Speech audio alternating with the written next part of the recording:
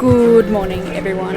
For our first day here in Naples, we have come to the UNESCO's World Heritage Site, Pompeii.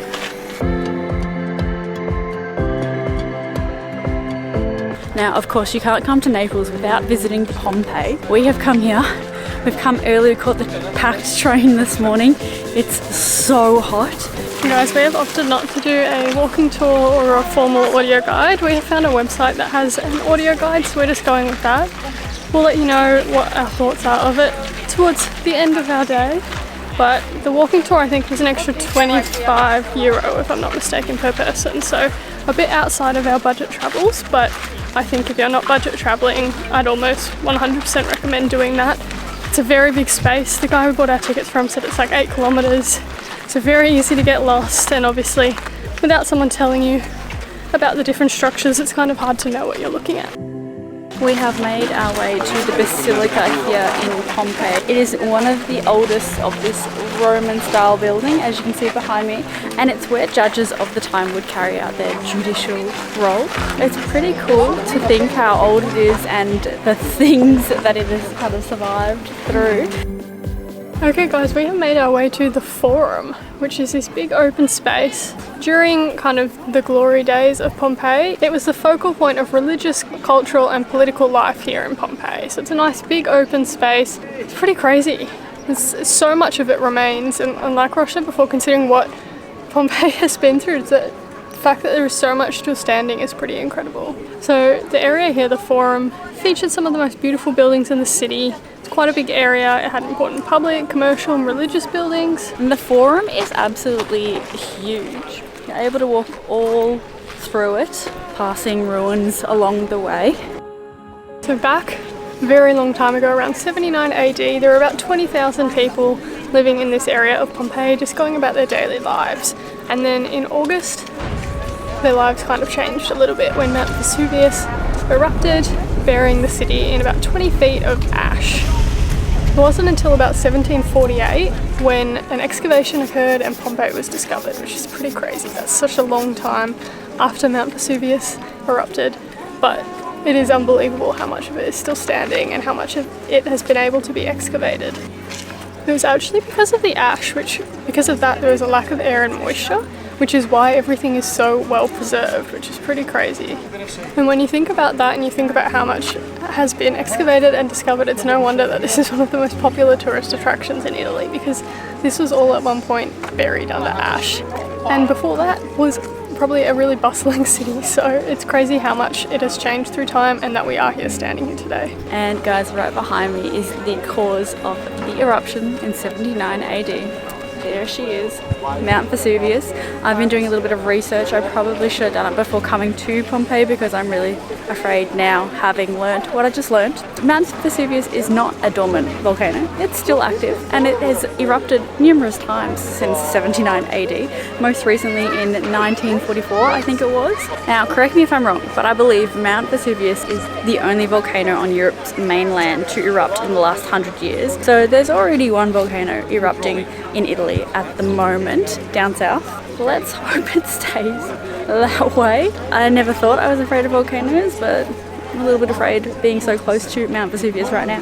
Mount Vesuvius is regarded as one of the world's most dangerous volcanoes, and that's because so many people live in the danger zone. I think around 3 million people live enough to be affected if it were to erupt again, and at least 600,000 people would be in the major danger zone. So I'd probably be one of them now, so would Stacey. Got your running shoes on just in case. Guys, looking at Mount Vesuvius in person, it's actually much smaller than I imagined it to be, considering the amount of destruction that it caused. But I suppose it packs a pretty powerful punch. Now that I think about it though, it's probably the only active volcano I've ever seen, for sure.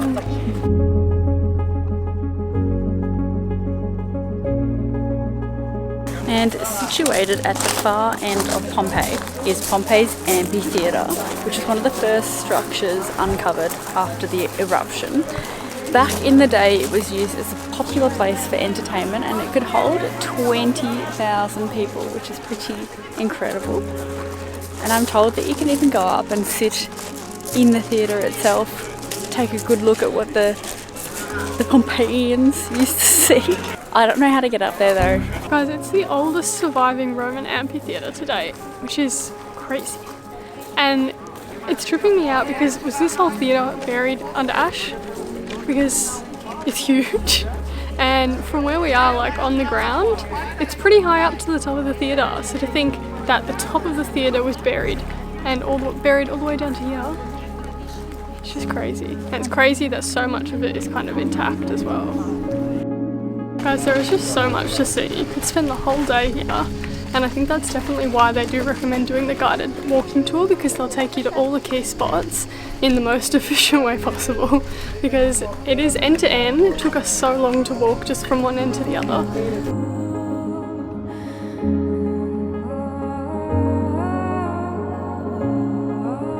Guys, I'm blown away by the detail that's been preserved. Like you can see behind me the colour on the wall. Like, it's one thing for that to be 2,000 years old, let's say, without surviving a volcanic eruption, but to be there after a volcanic eruption, and maybe even because of the volcanic eruption, it's pretty amazing. Now, of course, when you think of Pompeii, what often comes to mind are the casts of a lot of the victims' bodies that were made by the ash that settled on their body. There are a few of those on display here at the actual Pompeii heritage site. I think majority of them are at the Naples Archaeological Museum. So there are a few of them on display here. I did a bit of reading. I think the way that it happened was that the ash settled on the bodies, people died. Over time their bodies decomposed, but the ash stayed where it was, kind of like a mould. And then when they were discovered, the people who discovered them put cement in because the bodies had decomposed, and that allowed the mould to stay pretty sturdy. I hear that a lot of them are very detailed, like you can see the victim's facial expression, the clothes that they're wearing. We saw one while we're here today. It's pretty surreal. It is obviously a very sad thing to look at, but I would recommend if you're able to have a look. It kind of adds to the experience of the whole kind of understanding of what happened. Guys, I just saw a group of people wearing VR goggles here in Pompeii. I think that'd be such a cool experience. I didn't see it advertised anywhere, but something maybe worth looking up if you're coming. We're about to leave Pompeii now, guys. We've been here for a good few hours. It's definitely worth coming to me. You have to do it when you're in Naples. If you can, 100% get a tour guide, because it's very difficult to do without one. Even with our website, which I'll put down here, internet access is tricky. It was a very robotic voice. Definitely better than nothing, but that human interaction is something definitely worth paying for. Okay guys, we have left Pompeii. It was so hot. We were there for a bit over 3 hours. We went through like the gift shop bit at the end, and inside the exhibition there are a few more of the like body molds, as we mentioned earlier. There was even an animal, which was a bit sad, but a good day overall. Just wish it wasn't so hot. I think it's 36 degrees, so very hot. And we've rushed over to a restaurant not near Pompeii. We're back in around the central station. We have come and rushed to find a restaurant, because what we found yesterday is most places shut from about 3 to 6. So it's about 2 o'clock at the moment. So we were like, first place we see, sitting down, and we're gonna have our first taste of some Italian food. When in Naples, the birthplace of pizza, you have to get a pizza. How good does this look?